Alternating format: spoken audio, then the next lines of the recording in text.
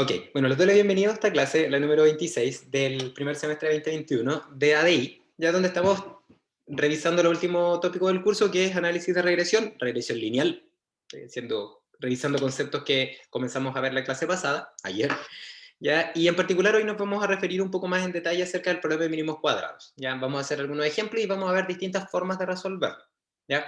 Estas formas de resolverlo las podemos clasificar en analíticas o en numéricas, ¿ya? Y dentro de las analíticas existe una metodología que se llama mínimos cuadrados generalizados, que es un enfoque matricial.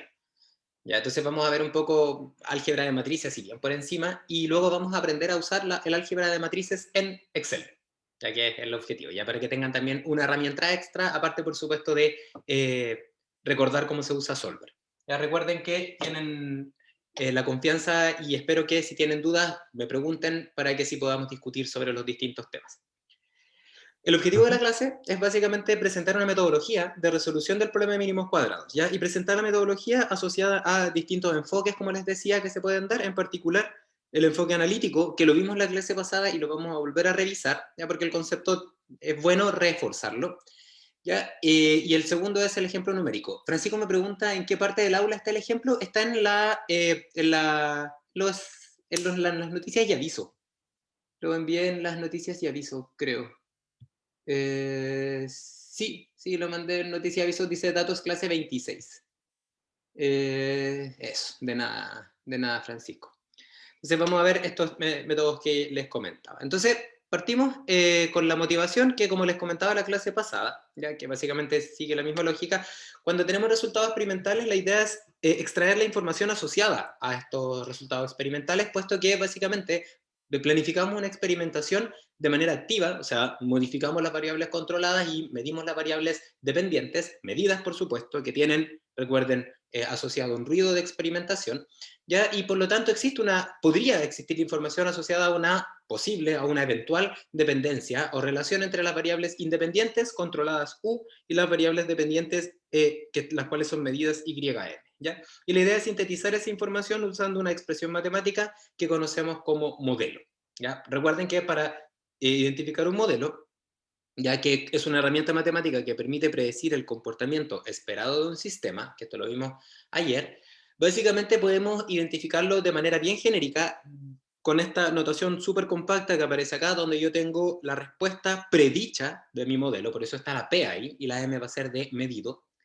¿ya? La cual va a ser igual a una función que se llama modelo, ¿ya? La cual depende de un vector de variables independientes, ya entendiendo vector de variable independiente porque podemos tener varias variables con las cuales experimenté y por lo tanto modifiqué, y entonces las datos experimental contienen la información de la dependencia con cada una de ellas, ¿ya? Y también tenemos este vector que se llama vector de parámetros invariantes, que corresponde a los elementos que ajusto o que obtengo para entonces conocer completamente el modelo, y ese ajuste se hace a partir de la información que viene en los datos experimentales, ¿ya? Entonces, el vector de parámetros invariantes va a ser nuestra incógnita, ¿ya? Para esta parte, porque el vector de parámetros invariantes es lo que vamos a obtener a partir de la resolución del problema de mínimos cuadrados, ¿ya? Sin embargo, es importante identificar que cuando definimos un modelo, ¿ya? Cuando definimos un modelo vamos a definir dos cosas fundamentalmente.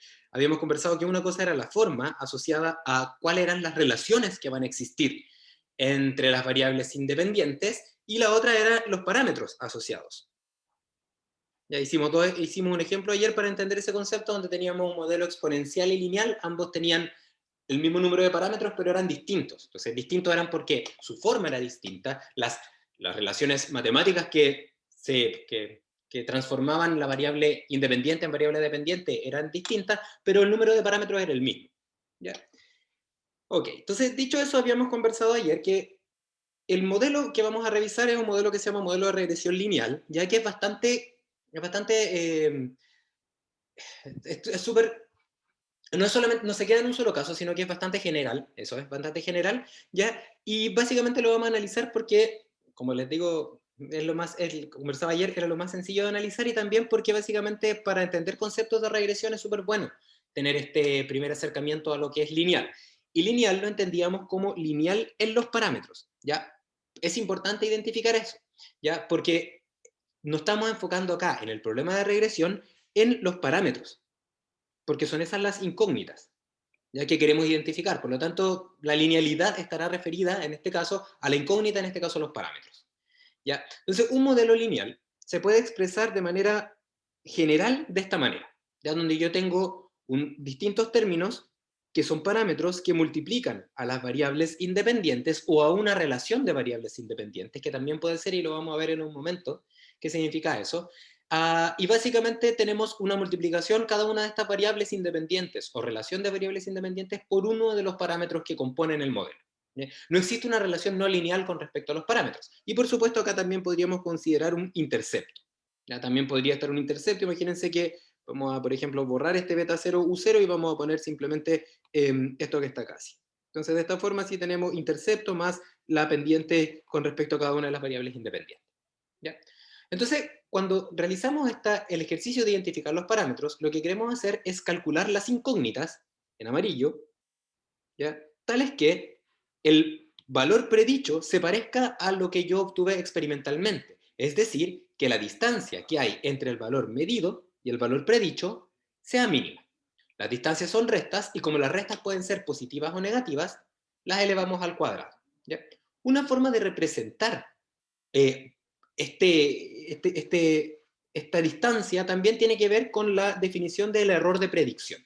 Ya cuando nosotros pensamos en un error, estamos pensando en algo que no, como un factor de desajuste. ¿Ya? Entonces, podríamos decir que el valor predicho, ya que está compuesto por las variables modeladas de acuerdo a una estructura que definamos y unos modelos, tiene un desajuste respecto al valor medido en cada uno de los puntos experimentales.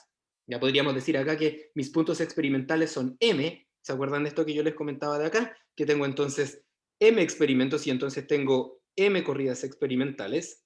Entonces, básicamente, cada una de estas corridas experimentales no se va a ajustar perfectamente al valor predicho, nunca. ¿Ya? Entonces, básicamente vamos a tener un factor de desajuste y ese factor de desajuste va a estar presente en cada una de las corridas experimentales con respecto a las cuales querramos comparar lo predicho con lo medido. Este factor de desajuste, que se llama error, también se conoce como error de predicción. ¿Ya? Y básicamente corresponde al factor de desajuste. Entonces la idea es, el problema mínimo cuadrado también se puede entender como la identificación de los parámetros tales que minimizan la sumatoria de los errores de predicción. Como los errores pueden ser positivos o negativos, la idea es que minimizar no signifique que todos los errores van a ser negativos, porque eso sería minimizar un error. Entonces lo que hacemos es minimizar los errores de predicción al cuadrado. Entonces aquí podríamos E de predicción de cada una de las corridas experimentales que obtuvimos al cuadrado.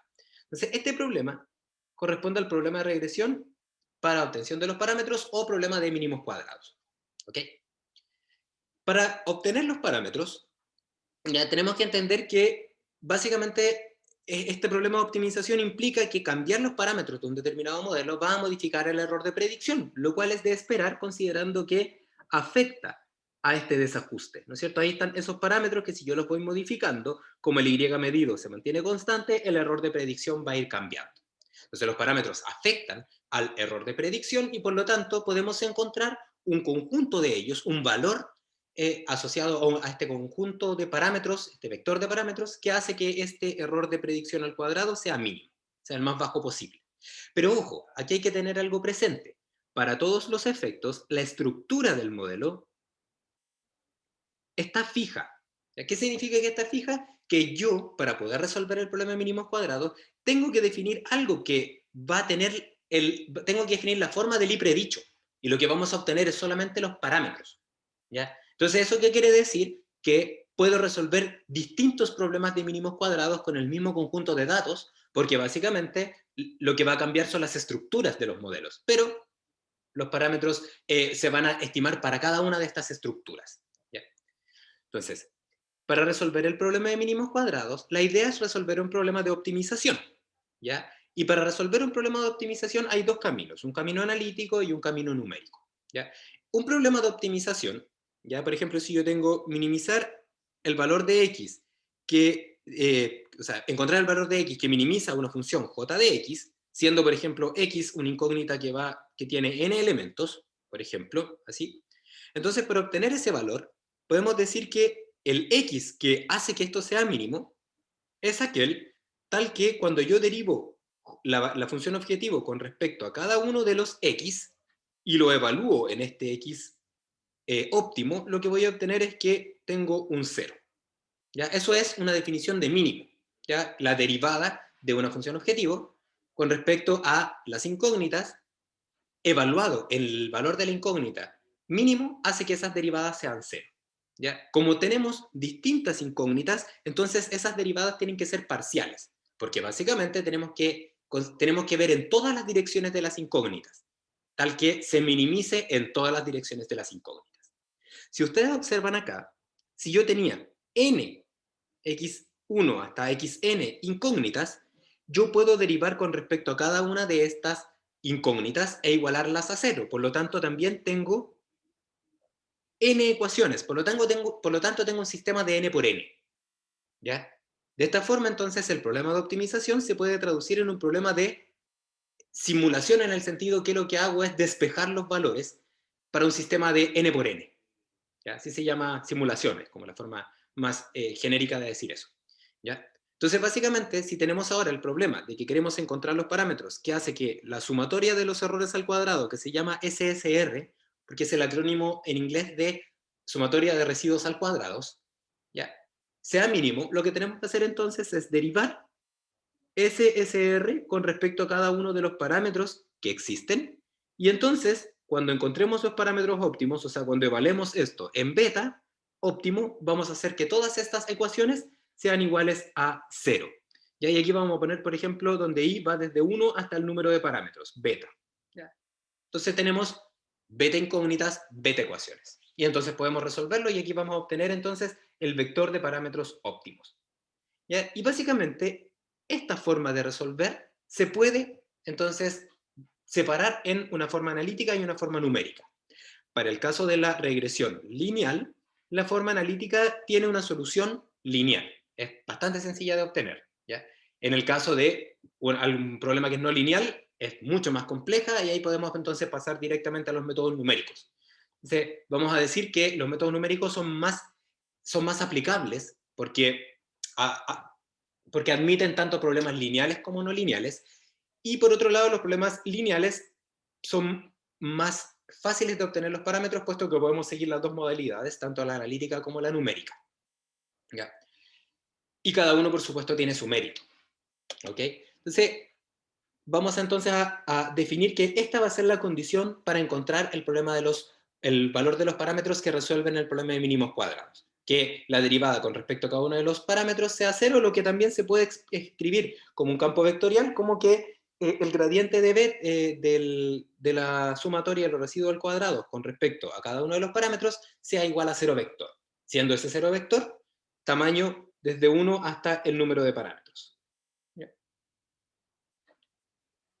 Ok, entonces básicamente vamos a hacer un ejemplo. Ya lo voy a resolver analíticamente, lo voy a resolver numéricamente y lo voy a resolver matricialmente. Vamos a hacerlo de las tres formas. La clase de hoy tiene por objetivo justamente poner manos a la obra. ¿Ya?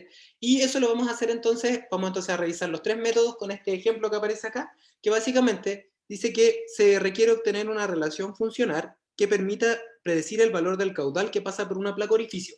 Entonces ustedes tienen, por ejemplo, típico de estos problemas de mecánica de fluidos, donde uno tiene una placa orificio que corresponde a, ¿no es cierto?, una especie como de flancha, si quieren, que es básicamente como un anillo, ya donde se produce una disminución en el diámetro de una determinada tubería, y entonces se pone un medidor de presión diferencial, manómetro, por ejemplo, puede ser.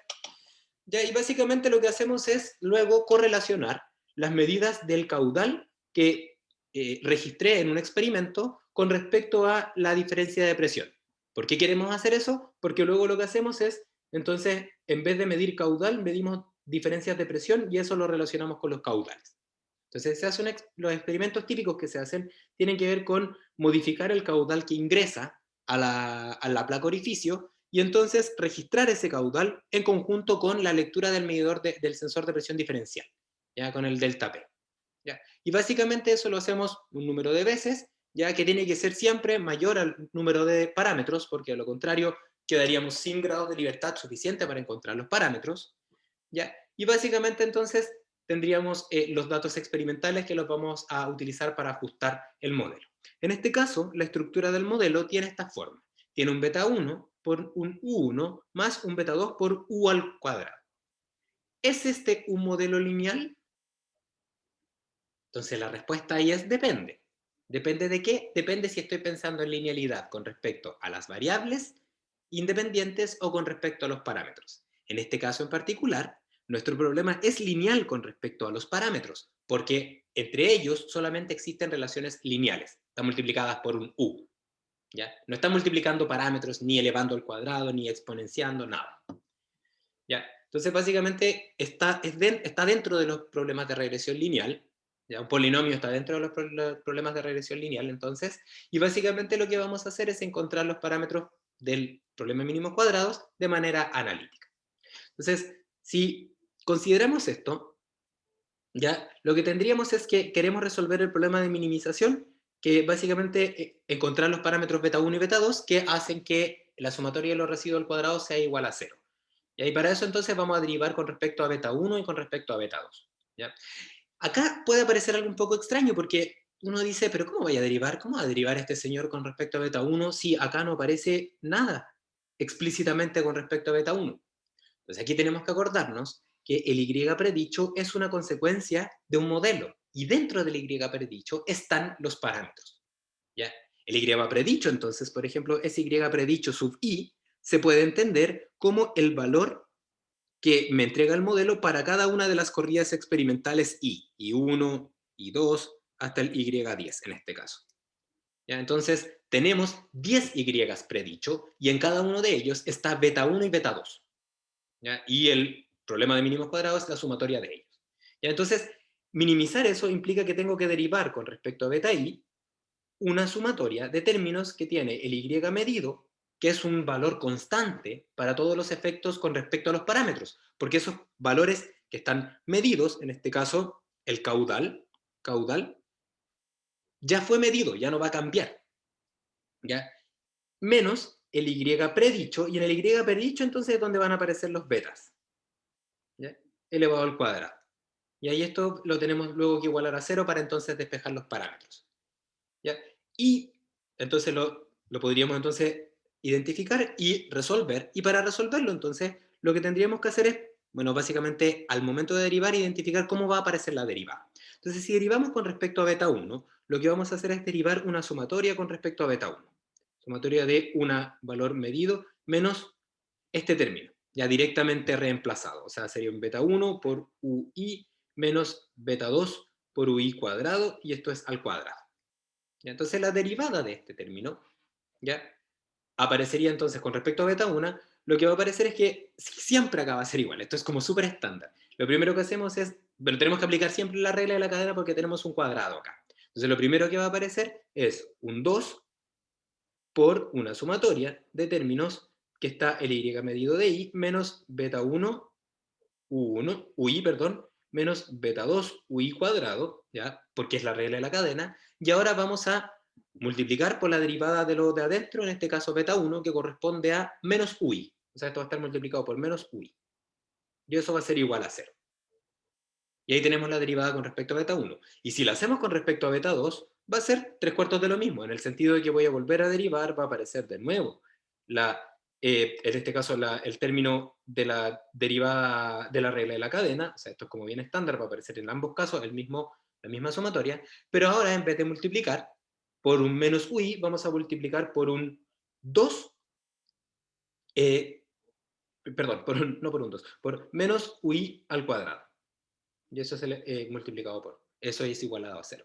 Y ahí tenemos entonces las dos representaciones de este problema de mínimos cuadrados. Entonces lo que habría que hacer a continuación sería despejar cada uno de los elementos que acá aparecen. ¿Ya? Y para despejarlo, bueno, existen varias opciones. ¿Ya? Todas ellas al final son analíticas. Y básicamente consisten en, por ejemplo, acá lo que uno hace generalmente, por ejemplo, es resolver si se fija en un sistema de 2×2, porque tenemos dos incógnitas y dos ecuaciones. Entonces podemos identificar, por ejemplo, que el 2 no es 0, por lo tanto sale del problema, el menos tampoco es 0, por lo tanto sale de la ecuación. Y básicamente entonces van a quedar unos términos ya, que nos van a llevar al final a un sistema de ecuaciones lineales. ¿Ya? ¿De qué forma? Pueden observarlo ustedes, que este sistema de ecuaciones lineales quedaría ya con un término que tendría una forma básicamente asociada a varias sumatorias de términos. Ya va a aparecer, por ejemplo, el término, este término que está acá, por ejemplo, el UI va a multiplicar allá adentro, va a multiplicar todos estos términos, y entonces me va a quedar un YMI por UI. ¿Ya? Y aquí, por ejemplo, podemos ya sacar todo lo YM, YI por UI, menos B1 por UI al cuadrado, menos B2 por UI al cubo, y eso es sumatoria, y eso es igual a 0. ¿Ya? Y la otra sumatoria que tendríamos sería UI, aquí es UI pero ahora está al cuadrado, menos beta 1 por UI al cubo, menos beta 2 por UI a la cuarta. Y eso es igual a 0. Entonces uno dice, pero ¿cómo va a ser esto un problema de mínimos cuadrados lineal si aparecen términos que son cuadráticos? Ya hasta aquí hay un cubo acá. ¿Cómo es posible que van a aparecer términos, cómo va a ser esto un sistema de ecuaciones lineales si aparecen términos cuadráticos? Entonces acá hay que recordar algo, y es que estas que le estoy marcando con amarillo son solamente valores constantes para efectos del problema de resolución y obtención de los parámetros. Los valores de U ya fueron obtenidos experimentalmente, por lo tanto, para todos los efectos, esos valores son sumatorias de términos conocidos. Entonces, dicho eso, básicamente me quedaría una sumatoria de YI, UI, y básicamente lo que podemos hacer es ahora, por ejemplo, tomar todas las, eh, todas las partes de la sumatoria y entonces distribuir la sumatoria, y como beta 1 y beta 2 no dependen de las sumatorias, ¿ya? Entonces nos van a quedar unos términos de este tipo, por ejemplo. Nos va a quedar ahí menos beta 1, sumatoria de los UI al cuadrado, menos beta 2 por sumatoria de UI al cubo es igual a 0, y entonces me va a quedar por el otro lado sumatoria de I sub I por UI al cuadrado, menos beta 1 por sumatoria de UI al cubo, menos beta 2 por sumatoria de UI a la cuarta, y eso es igual a 0. Y esto sí es un sistema de este caso 2×2 lineal, porque ustedes pueden observar que acá yo puedo definir esto como beta 1, esto como beta 2, o sea, como B1, B2, ¿ya? Y este problema lo puedo transformar en una notación matricial, ¿ya? De esta forma, por ejemplo. Sería, paso para allá los términos, en este caso, ya para poder hacerlo bien. Entonces me quedaría un sumatoria de UI al cuadrado, sumatoria de UI al cubo, acá estaría sumatoria de UI al cubo, y acá estaría sumatoria de UI a la cuarta, perdón, y esto estaría multiplicado por beta 1, beta 2, y entonces aquí tendríamos las sumatorias de I sub I UI, y acá estaría sumatoria de I sub I UI al cuadrado. Y esto es un sistema del tipo A beta es igual a B, donde vamos a despejar entonces beta, y para eso lo que podemos hacer es invertir esta matriz. ¿Ya? Y entonces resolvemos un sistema de ecuaciones lineales, matricialmente, como a ustedes les parezca más apropiado, que hay harto material asociado. Y ahí yo les voy a enseñar una forma de hacer esto bien genérica ahora. Por eso es que estoy viendo esta parte analítica, que básicamente quiero que entiendan que lo analítico tiene que ver entonces con la obtención de un sistema de ecuaciones lineal que se puede expresar de esta forma. ¿Ya? Y a eso es lo que vamos a llegar.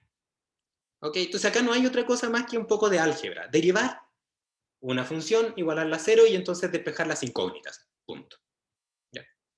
Si por otro lado queremos resolverlo mediante un método numérico, lo que tendríamos que hacer es iterar. ¿Ya? El algoritmo de iteración que aparece acá correspondería a la parte más detallada del algoritmo de iteración. ¿Ya? Pero antes de quizás de verlo, quizás podríamos entonces hacer una representación más sencilla para entender cómo funciona el algoritmo de optimización asociado a el solver, por ejemplo. ¿Ya? Entonces, básicamente lo que ustedes tienen es una sumatoria de los residuos al cuadrado que está compuesta como ya la suma para todas las corridas experimentales ya de la diferencia entre el valor medido y el valor predicho, el cual depende de unos parámetros beta al cuadrado. O sea, esto quiere decir que podríamos generar una notación mucho más compacta donde tenemos eso, que la sumatoria de los residuos cuadrados depende de beta. ¿Ya? Entonces lo que queremos hacer es encontrar el valor mínimo. Entonces, ¿cómo funcionan los algoritmos de optimización numérico? Ya probablemente esto lo vean conmigo un poco más adelante en detalle de cómo son las formas de los algoritmos de optimización en el curso de análisis de procesos químicos, pero ahora podemos dar ciertos elementos que son un poco más como generales, ¿ya? Los algoritmos de optimización ya corresponden, podríamos imaginarnos como cajitas, como cajas que lo que hacen es iterar con incógnitas hasta que se cumple una condición de mínimo, ¿ya? Y para que el algoritmo de optimización vea la condición de mínimo, lo que tiene que saber es cuál es el valor de la función objetivo para cada una de las variables que está iterando. Entonces, como el algoritmo de optimización itera con las incógnitas, y en este caso las incógnitas corresponden a los parámetros, entonces, cada vez que intenta resolver un problema de optimización, en cada iteración numérica, lo que hace el algoritmo es probar con un conjunto de parámetros beta. Prueba con el parámetro beta 1 hasta el parámetro beta n. ¿Ya? Y entonces, lo que yo hago como ingeniero o ingeniera, ya que quiere resolver un problema de este tipo, que se llama el problema de estimación de parámetros, es entonces entregar todas las herramientas o programar todas las funciones de tal manera de transformar estos parámetros en la función objetivo que va de vuelta al optimizador. Entonces acá podríamos decir que corresponde a la función objetivo que va de vuelta al optimizador y requiero siempre este flujo de información, o sea, el optimizador me entrega unos parámetros y yo le tengo que devolver, mediante lo que yo programe, el valor que representa el indicador, el KPI de estos parámetros, para que entonces identifique cuánto el valor que entrega el optimizador cumple la condición de mínimo. ¿Ya? Entonces, para identificar la condición de mínimo, requerimos medir qué tan buenos son los parámetros, y entonces para eso todas las cajitas que están acá adentro, lo que hace, todas las funciones matemáticas que están acá adentro, lo que van a hacer es que van a transformar beta en la función objetivo, o sea, la sumatoria de los residuos al cuadrado, ¿ya? Y es acá donde aparece todo esto que está en la página siguiente, pero que lo podemos derivar de una manera como bien detallada, en definitiva. Entonces, si por ejemplo pensáramos nosotras y nosotros en que queremos calcular el valor de la función objetivo para distintos parámetros, entonces tendríamos que desarrollar una serie de pasos que admita los parámetros y entregue entonces la función objetivo. Entonces, si vemos la función objetivo que está acá, depende de algunos elementos que podemos identificarlos como variables de entrada. Por de pronto, por supuesto, los parámetros, pero también requiero las variables medidas. Entonces, ¿qué tendríamos que hacer? En esta cajita tendríamos que incluir las variables medidas. También tendríamos que incluir en esta misma cajita el valor de los otros elementos que requiero para calcular el ipredicho. Entonces, si ustedes recuerdan, el ipredicho se compone como una función que depende del valor de las variables independientes y de los parámetros. ¿Qué nos falta entonces para poder calcular el ipredicho? Nos faltaría entonces el u sub i, el vector de variables independientes en cada una de las corridas experimentales. ¿No es cierto? Y entonces, ¿qué podríamos identificar? Que con esta información tendríamos el Y medido, que si pensamos que estamos trabajando en Excel, entonces sería probablemente una columna. Con el UI, por ejemplo, y con los parámetros, podríamos poner acá que esto es el UI, aquí está el Y medido I, y aquí están los parámetros que me los entrega el optimizador. Entonces, básicamente, los parámetros, ¿no es cierto?, más el valor del Y, el U sub I, perdón, de manera, con las ecuaciones que definen el modelo, lo que nos entregaría sería finalmente el valor del Y predicho. ¿Ya? Y ese Y predicho ahora lo tendría que comparar con el Y medido para entonces generar un vector de errores de predicción. Este vector de errores de predicción tendría entonces que luego transformarlo en, por ejemplo, podría elevarlo al cuadrado, así como paso a paso,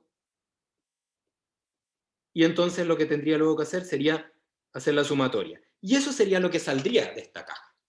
¿Ya? Y esto es súper genérico para cualquier problema al cual ustedes se enfrenten. ¿Ya? El optimizador funciona siempre de la misma forma en Excel, por ejemplo. ¿Ya? Si se fijan, ¿dónde está la diferencia entre los distintos modelos? En la forma que va a adquirir la ecuación que define el Y predicho.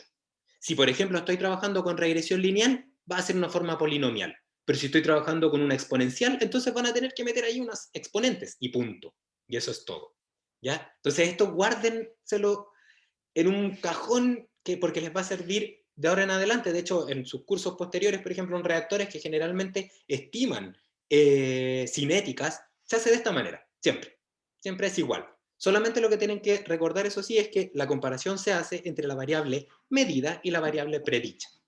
¿Ya? ¿Y cómo se hace la comparación? Haciendo la resta. Y luego elevando al cuadrado, sumando. ¿Ya? Y este optimizador itera hasta que encuentra entonces la condición de óptimo, que es que la derivada sea igual a 0, pero la derivada la calcula acá adentro numéricamente. ¿Ya? Los métodos numéricos generalmente requieren una información inicial. Esa información inicial la podemos definir así, como un beta 0, como un valor del iterador inicial. Y ahí va a empezar a iterar. ¿Ya? Y ese iterador inicial generalmente se determina en Excel como un valor inicial que yo le pongo a las celdas, que serán aquellas que van a contener las variables que va a iterar el optimizador, ¿ya? El solver en este caso. ¿Ya? Entonces, dicho eso, ahí está básicamente el optimizador, ya, pero desde una perspectiva como mucho más ordenada, si quieren, donde básicamente el solver, que sería nuestro optimizador en Excel, lo que hace es lanzar variables de optimización, o sea, el valor de los distintos parámetros, ¿ya? El cual en un principio parte con un iterador inicial, y entonces requerimos calcular el predicho, el cual necesita el valor de u, y para entonces calcular el error, compara con el valor medido, lo eleva al cuadrado, suma y obtiene la función objetivo. Entonces, vamos a hacer esto primero en Excel para reforzar esta idea numérica, y luego vamos a ver el método analítico. Ya. Entonces, les voy a compartir ahora mi Excel, que es el que les compartí en el aula, ya para que ustedes lo puedan revisar. ¿Ya? Y entonces vamos les voy a compartir el Excel ahora mismo. Atención, vamos a compartir nuestro Excel. Ya, entonces aquí deben estar viendo el Excel que yo les mandé, que dice datos clase 26. ¿Ya? El ejercicio 1 era el ejercicio que resolvimos la clase pasada, así que se lo vamos a dejar, si quieren revisarlo, pueden revisarlo al final de la clase del ayer. ¿Ya? Entonces vamos a seguir directamente con donde básicamente acá tenemos nuestro delta P en milímetros de mercurio, ¿ya? Y acá tenemos nuestro caudal, que está en litros por segundo. ¿Ya? Y básicamente lo que vamos a hacer primero es trabajar con solver. ¿Ya? Entonces vamos a trabajar con el solver, y para el solver entonces recuerden que lo que tenemos que hacer es diseñar un procedimiento que secuencialmente me permita, a partir del valor de los parámetros, calcular el valor de la función objetivo. Y luego eso podemos pedirle a el solver que itere. Vamos a poner acá, por ejemplo, acá están los mismos datos, pero ahora lo vamos a hacer numéricamente. Entonces, cuando utilizamos un optimizador, ya sea en Excel o cualquier otro, recuerden que nosotras y nosotros somos los encargados de entregar entonces la programación asociada al cálculo de la función objetivo a partir de unos parámetros, una incógnita en este caso. Entonces, generalmente en Excel eso se transforma en unas celdas que van a ser las celdas que se van a iterar, que van a albergar el valor de las variables de iteración. Entonces vamos a poner beta 1 y beta 2. Beta 1 y beta 2 van a ser dos celdas que van a estar, generalmente ustedes pueden, yo lo que hago es definir un código de colores, que es el que van a utilizar, o sea, el que voy a utilizar yo, porque esto es a la pinta de ustedes, ya asociado entonces a dónde está el valor de las variables, por ejemplo, de iteración, y a dónde está el valor de la función objetivo. Entonces, dado unos parámetros, que luego el solver se va a encargar de iterar, nuestra misión es presentar los cálculos para obtener la función objetivo. ¿Ya? Y para calcular la función objetivo, ya habíamos visto que secuencialmente la idea primero es obtener el valor predicho. ¿Cómo lo obtenemos? Básicamente a partir de la ecuación que correspondería en este caso al valor de u multiplicado por beta 1. Ya lo fijo porque básicamente lo voy a mover luego. Ya por más, perdón, el valor de u al cuadrado multiplicado por el beta 2 fijado también. Y ahí tenemos entonces el i predicho. Y entonces tenemos el valor del i predicho para todas las corridas experimentales. Por supuesto, todos van a ser 0 porque básicamente tenemos el iterador inicial, si es que dejamos en blanco, va a ser 0,0. ¿Ya? O sea, no hay ninguna dependencia. ¿Ya? Y ahora lo que tendríamos con el i predicho, el siguiente paso sería calcular el error de predicción, que sería entonces el valor medido menos el predicho. Acá una pregunta que podrían hacerse es, ¿siempre es el medido menos el predicho? No puede ser al revés. La respuesta es, pueden ser en ambas direcciones, porque lo que vamos a hacer ahora es elevarlo al cuadrado. Entonces da lo mismo. Esto está elevado al cuadrado. Entonces aquí tenemos nuestra representación del y predicho al cuadrado. Y entonces, como tenemos listo eso, ahora entonces calculamos la función. Tienes toda la razón. Gracias, Francisco. Seleccioné el U y no el YM. Muchas gracias, Francisco. Ahí sí. Lo tengo ahí. Ahí sí, claro, el error cambia bastante. Muchas gracias. Y entonces con esto calculamos la función objetivo, que en este caso corresponde a la sumatoria de los residuos al cuadrado, lo cual, recuerden, depende de beta. ¿Ya? De nada más que de beta. ¿Por qué? Porque todos los elementos que están los elementos experimentales ya están fijos. Entonces solamente va a depender de la iteración que hagamos con beta. Finalmente, entonces, la sumatoria de los residuos al cuadrado nos va a permitir calcular esta función objetivo. Ya, tenemos ahí. Entonces aquí tenemos lo ponemos en negrita, lo pueden poner con el código de colores que a ustedes les parezca más apropiado y que sea, de hecho, esto es cuando yo les enseño a programar en MATLAB, yo lo que les digo es, háganlo de la manera que a ustedes les parezca más cómodo, ¿ya? Más cómoda, pero sigan, o sea, básicamente como definan un formato que a ustedes les parezca cómodo y que sea consistente, ¿ya? Y eso les aseguro que les va a permitir que todo este procedimiento sea mucho más eficiente, más efectivo. Entonces, ¿qué observamos acá? Esa dependencia. Si yo cambio los parámetros, fíjense que el valor de la función objetivo va cambiando. 0,5, etc. ¿Ya? Entonces, básicamente, lo que observamos es que la función objetivo depende de beta 1 y beta 2 y que podemos iterar con esos valores. ¿Podríamos hacerlo, iterar prueba y error? Sí, podríamos hacerlo. Pero el objetivo es hacerlo un poco más sistemático y entonces usamos el optimizador. ¿Ya? Guardamos, siempre es súper importante guardar. Entonces nos vamos a datos, solver. Y en el solver habíamos conversado ya la clase pasada de que establecemos la función objetivo. ¿Ya? Se la definimos. En la que dice establecer objetivo, ponemos la función objetivo que yo le puse una negrita que corresponde a, para mí, la función objetivo, por ejemplo. ¿Qué queremos hacer? Queremos minimizarlo. Súper importante esto, se nos olvida a veces. Si maximizamos, el problema no tiene solución única, porque es un problema que se llama unbounded, que no está restringido. La solución es trivial, pueden ser muchas soluciones porque beta puede estar en el infinito o en el menos infinito y va a poder crecer tanto como quiera esa función. Entonces tenemos que acordarnos de eso. Y cambiando la celda de las variables corresponde, si ustedes esto ya lo han hecho, a las celdas donde se encuentran las variables que vamos a iterar en la optimización. ¿Ya? Acá note lo siguiente. Esto es un problema de optimización sin restricciones. Más adelante, cuando estemos en APQ, vamos a ver que también se pueden agregar restricciones, pero básicamente acá no. Y entonces acá hay algo que es interesante. Por defecto dice convertir variables sin restricciones en no negativas. Eso implica que estas cambiando celda de las variables las va a tomar siempre como negativas. Y no necesariamente va a ser siempre así. ¿Ya? Entonces, podría darse el caso de que alguna variable un parámetro podría ser negativo. ¿Ya? Eso depende del problema. Entonces hay que tener cuidado con eso y identificar cuándo hay que desmarcar esto o cuándo no. En este caso, como corresponde a un problema de delta P versus caudal, ¿ya? Básicamente debiesen ser los términos positivos, ¿ya? Porque a medida que aumenta uno, aumenta el otro. Entonces los voy a dejar así. Y entonces con eso voy a poner resolver. ¿Ya? Y aquí está iterando. ¿Ya? Y aquí entonces me aparecerá una indicación del solver que dice lo siguiente. Dice, solver ha convergido a la solución actual, la cual cumple todas las restricciones. ¿Ya?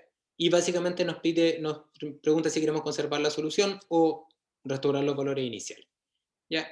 Y básicamente podemos poner acá que no entregue informes, etc. Yo me lo voy a saltar todo porque básicamente lo que me interesa es que tengamos los elementos básicos y que luego, si ustedes quieren, pueden seguir conociendo más al respecto. Entonces lo que voy a hacer ahora es que voy a copiar y pegar la gráfica que estaba al otro lado. Voy a sacar esta línea de tendencia. ¿Ya? Y entonces lo que voy a hacer es que voy a copiar y pegar los datos para también entonces considerar los datos predichos. Se me voy a ir a los datos predichos que estaban acá. Y entonces voy a ponerle que la leyenda sea Y predicho. ¿Ya? Entonces aquí podemos identificar ahora gráficamente dónde se encuentran los errores de predicción, ya que corresponden a estos desajustes. Estas pequeñas diferencias que están acá corresponden a los errores de predicción. Generalmente, los datos que son predichos se grafican, ¿ya? Con una línea continua, porque es un modelo continuo. Entonces podemos poner acá, por ejemplo, en este caso, una línea sólida, ¿ya? Y básicamente entonces lo veríamos de esta forma. Entonces básicamente el modelo, que si se fijan se ajusta bastante bien a los datos experimentales, ¿ya? En clases posteriores, después del receso, les voy a enseñar cómo identificar si este ajuste es bueno o no. ¿Ya? Por mientras vamos a quedarnos con que hasta acá vamos a llegar en términos de el objetivo de la clase del día de hoy. Pero en adelante, en la próxima clase, vamos a ver eso, ¿ya? Entonces aquí tenemos la forma gráfica de ver el resultado del algoritmo numérico de optimización, que está alojado en el solver. Entonces, si se fijan, dado beta, hago todo este procedimiento y calculo el beta, la función objetivo, que entonces va al solver, y entonces eso hace ese procedimiento en bucle que permite estimar los parámetros. Ya, vamos a guardar. Ya. Y ahora, lo que vamos a hacer es que vamos a ver el otro método, ya, que es un método que se llama el método de mínimos cuadrados generalizados, que corresponde a una definición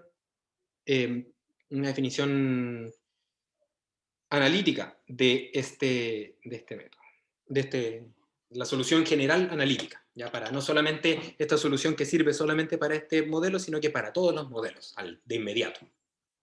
Ya. Ya, y aquí entonces revisamos el Excel. Ya, entonces, ahora vamos a ver este tópico que tiene que ver con mínimos cuadrados generalizados, que es cómo podemos hacer esto mismo, pero ahora sin tener que usar solver y teniendo una única ecuación que me permite siempre resolver el problema de mínimos cuadrados, ¿ya?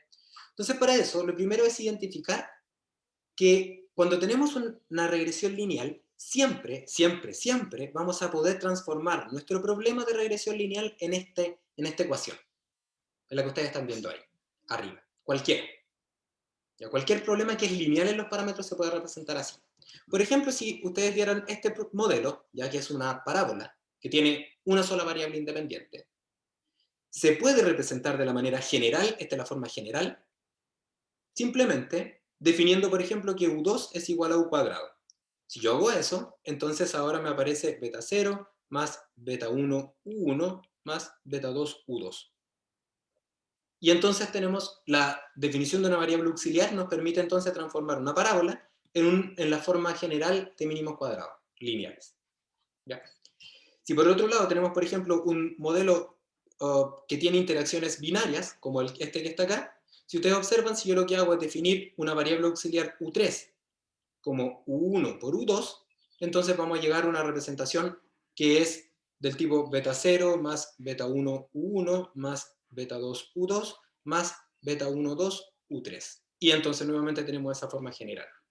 ¿Ya? Y 3/4 de lo mismo si lo hacemos, por ejemplo, con el modelo cuadrático completo obtenido a partir del diseño de experimento central compuesto.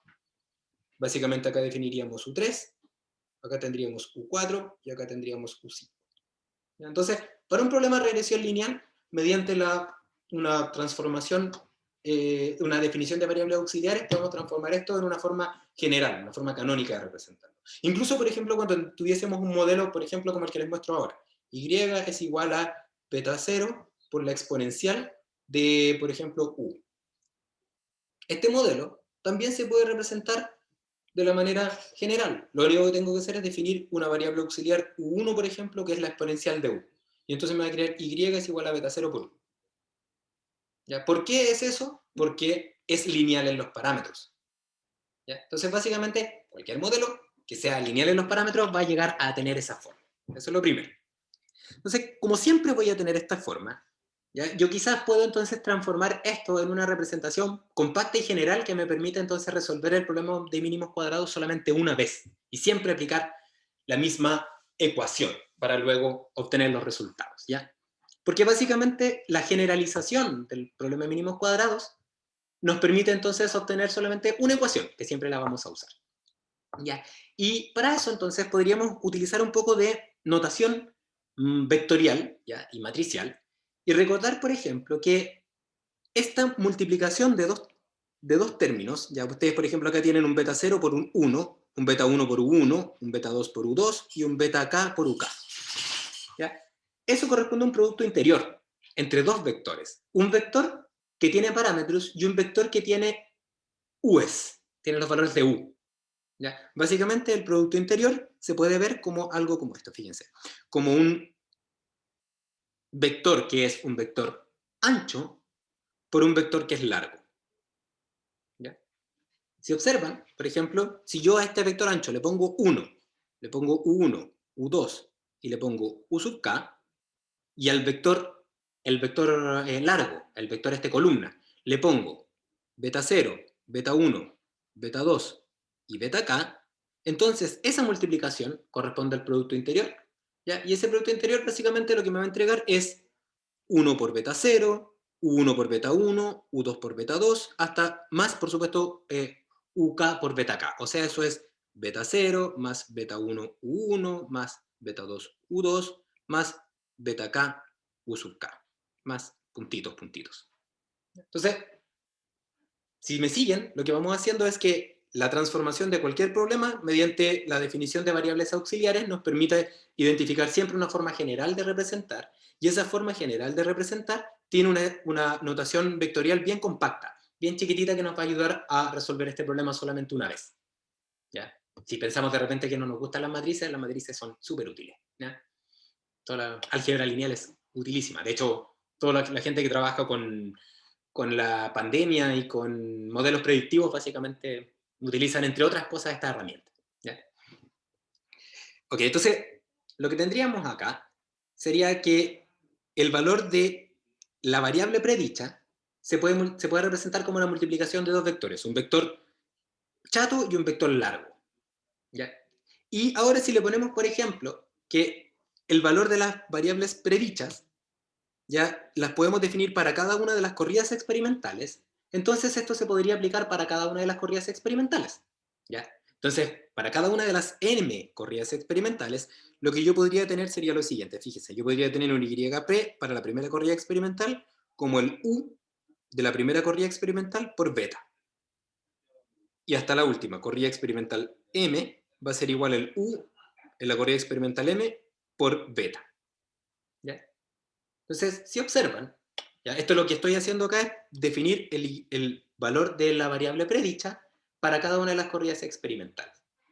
¿Ya? Entonces, ¿qué podemos ver acá? Acá aparece una especie de regularidad. ¿En qué sentido? En que aparece, por ejemplo, una columna de valores YP que se van definiendo con el mismo valor de beta y distintos valores de U. Entonces, esto lo podríamos transformar en algo como esto, fíjense. Un vector YP1 hasta el YPM es igual a un vector, ¿ya? Que de hecho es una matriz que está compuesta de U evaluado en la primera corrida experimental hasta U que está evaluado en la corrida experimental enésima multiplicado por beta. ¿Ya? Porque en cada uno de los elementos entonces está pasando esto mismo. Y de hecho, fíjense que esta matriz que está acá es una matriz que está compuesta de todos estos vectores chatos apilados unos sobre otros. Aquí está el U en la primera corrida experimental, en la segunda, en la tercera, hasta en la última corrida experimental. Entonces es una matriz, ¿ya? Que tiene una dimensión del vector U y que tiene un número de filas igual al número de corridas experimentales. ¿Ya? Entonces sería la dimensión de U, y aquí estaría la dimensión del número de corridas experimentales. Y esa sería una matriz, y esa matriz se llama matriz de medidas. Y generalmente se define con la letra U mayúscula. ¿Ya? Ok, entonces, vamos a saltarnos este un momento para poder continuar acá. Aquí. Entonces, este matriz U de medidas estaría compuesta entonces con cada uno de estos vectores U que forman el producto interior. ¿Ya? Y entonces podríamos decir que el Y predicho, que sería un vector, estaría definido, ahora este Y predicho, si quieren lo podemos poner un Y predicho mayúsculo mejor, un vector, una matriz U, perdón, que es una matriz que se compone por cada uno de estos vectores que van formando los productos interiores, evaluados en cada una de las corridas experimentales, ¿ya? Multiplicado por un vector beta. Y ese vector beta sería un vector así, largo, ¿no es cierto?, que estaría compuesto por beta 0, beta 1, hasta el beta k. ¿Ya? Y esto correspondería entonces, lo voy a poner aquí con rojo, todo esto sería U. Esa matriz U. Entonces la matriz U es una matriz de medidas que se llama, y entonces está compuesta por, en las columnas, recuerden que las columnas son como las de los edificios, cada una de las columnas representa lo que está multiplicando a cada uno de los parámetros. Por ejemplo, primera columna multiplica beta 0, segunda columna multiplica beta 1, tercera columna multiplica beta 2, y así hasta la última columna que multiplica el beta k. Y en cada fila, que es lo contrario a las columnas, están las corridas experimentales. Corrida experimental 1, 2, hasta la corrida experimental mésima.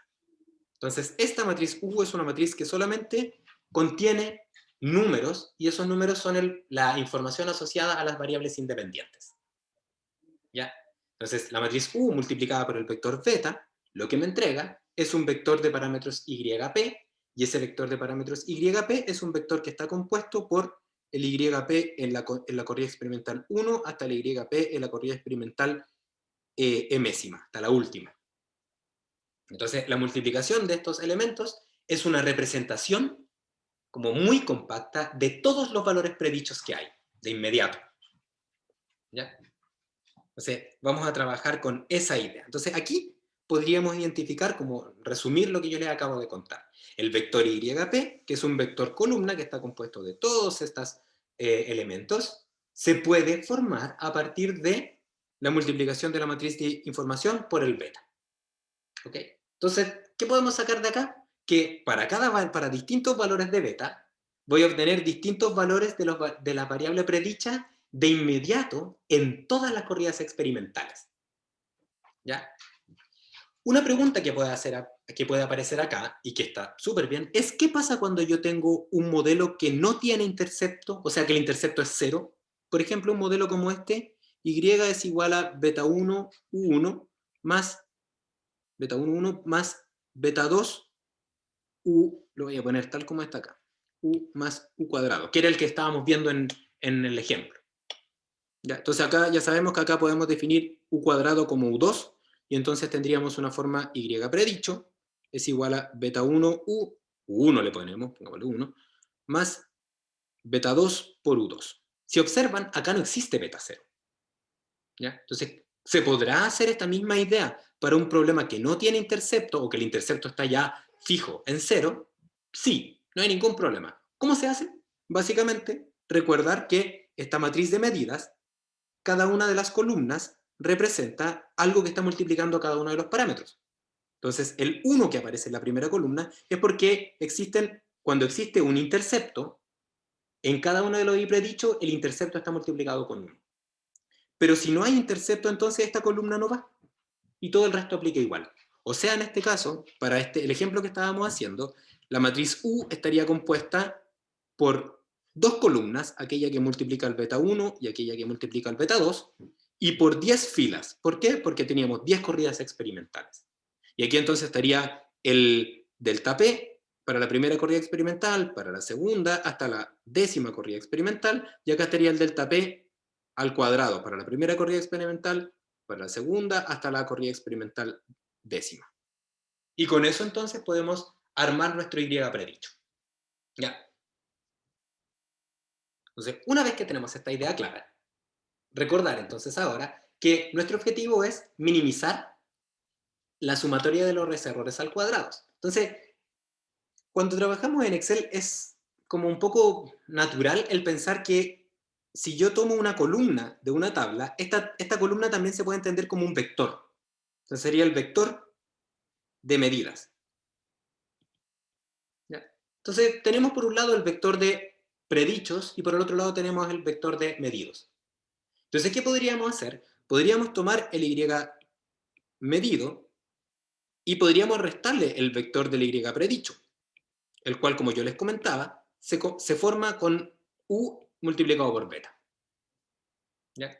Y esta resta le podríamos llamar el vector de error de predicción, que sería básicamente restar la primera fila con la primera fila, segunda fila con segunda fila, básicamente la resta típica asociada a un vector. Entonces, podemos definir entonces que el vector error correspondería a la resta de dos vectores columna, el vector columna YM y el vector columna YP, que a su vez corresponde a U por beta. ¿Ya? Y el problema de mínimos cuadrados, como para completar la idea, consiste en minimizar la suma de los errores al cuadrado, ¿ya?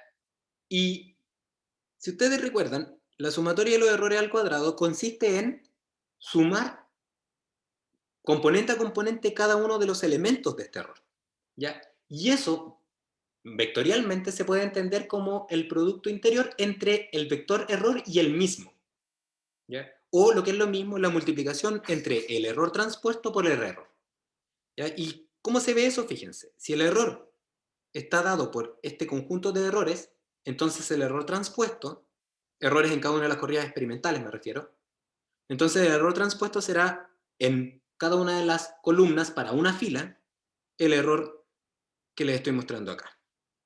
Y esto estaría multiplicado por el vector error, que sería E1 hasta EM. Si ustedes hacen esta multiplicación, me aparecería error 1 por error 1, entonces error 1 al cuadrado, más error 2 por error 2, lo que es error 2 al cuadrado, más, y entonces podríamos terminar con el último. Y esto corresponde a la SSR, ¿ok? A la sumatoria de los errores al cuadrado. Entonces, ya, de manera matricial, o con notación matricial o vectorial de lo mismo, minimizar la suma de los errores al cuadrado es equivalente a minimizar el error traspuesto por el error. Es lo mismo, ¿ya? Y eso, si ahora hacemos el ejercicio inverso de ir desarrollando los términos, vamos a llegar a lo siguiente. Yo les había dicho que el error estaba compuesto por el vector ym menos el yp. Entonces podemos ahora reemplazar ahí. Simplemente son la resta de dos vectores. Ahora podemos acordarnos de que, de acuerdo a lo que yo les comentaba, el y predicho corresponde a u por beta. Entonces podemos tomar esta idea y reemplazarla ahí.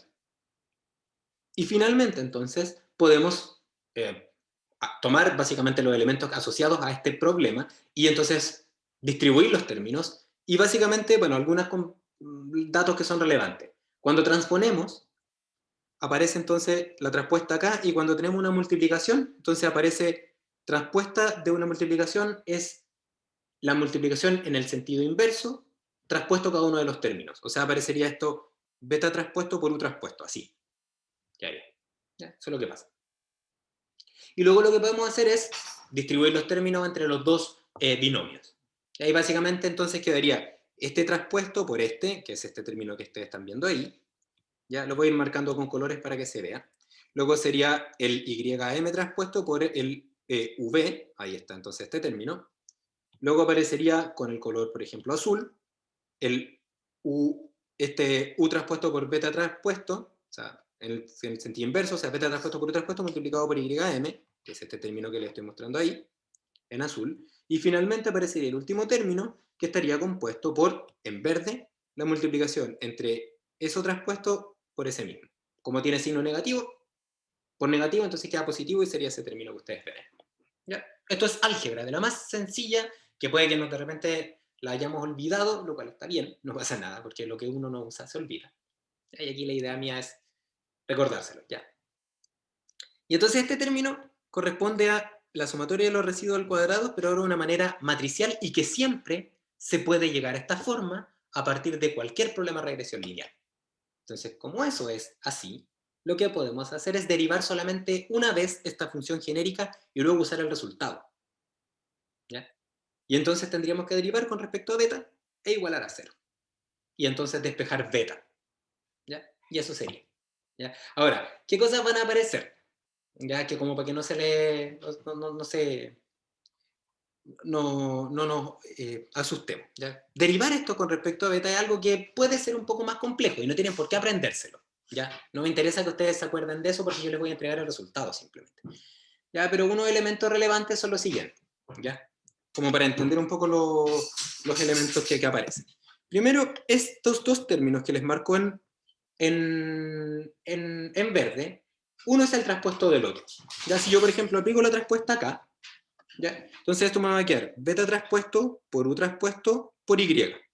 ¿Ya? Y entonces eso es igual a lo que les estoy mostrando ahí. O sea, básicamente uno es el traspuesto del otro. Y si ustedes básicamente recuerdan, la sumatoria de los residuos al cuadrado es un número, es un escalar. SSR es un escalar. Por lo tanto, la respuesta de un escalar es lo mismo. ¿Ya? Es igual al SSR. ¿Ya? Entonces, si toda esta suma es un escalar, quiere decir que cada uno de los términos que acá aparece son escalares. Entonces, ¿qué implica? Que estos dos términos que les marco nuevamente en verde son iguales. ¿Ya? Por lo tanto, podemos indistintamente utilizar una notación u otra. Pero básicamente lo que van a llegar es que esta función objetivo es y transpuesto por y menos dos veces, porque ahora puedo sumar los dos términos, beta transpuesto por u transpuesto por i, más ese término que está acá, b transpuesto, u beta. Entonces, esta es la función que habría que derivar. ¿Ya? Y eso es lo que habría que, bueno, igualar a cero.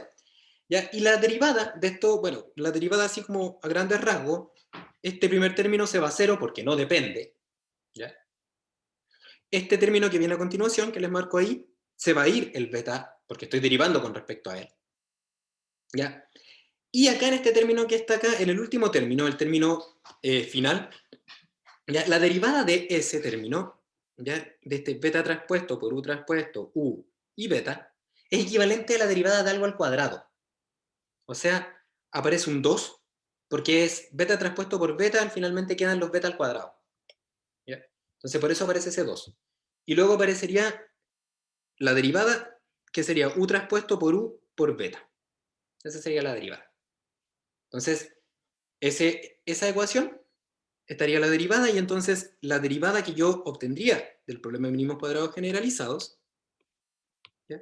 Estaría dado entonces por este término que yo derivé, que sería entonces menos 2 u transpuesto por i, siendo y el y medido. Es el y medido, el vector de y medidos. ¿Ya? Y esto sería más 2 u transpuesto por u por beta, y eso va a ser igual a 0.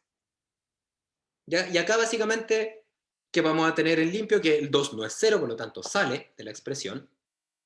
Este término puede pasar para el otro lado y despejamos para beta. ¿Ya? Para beta, que este es el que cumple esa condición. Y al despejar, van a fijarse que el beta que cumple la condición de mínimos cuadrados es este. U transpuesto por u a la menos 1, multiplicado por u transpuesto por i, siendo i el vector de los valores medidos. Y esta ecuación es válida absolutamente siempre.